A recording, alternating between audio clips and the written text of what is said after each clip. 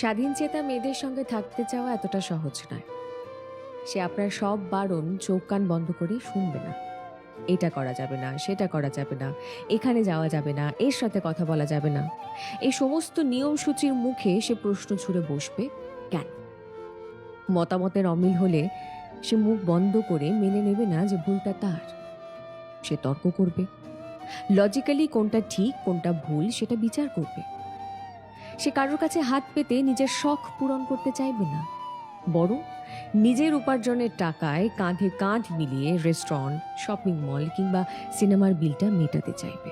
সে আপনাকে ভালো তো বাসবে প্রচুর, কিন্তু নিজেকে অবহেলা করে নয়। তোতা পাখির মতন পায়ে শেকল পরিয়ে শেখানো বুলি তাকে দিয়ে বলানো যাবে না। সে উড়বে, সে প্রাণ ভরে ডানা মেলে নিঃশ্বাস নেবে।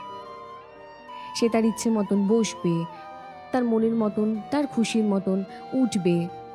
সে হা হা শব্দ করে হাসবে, নিজেকে প্রচুর ভালোবাসবে।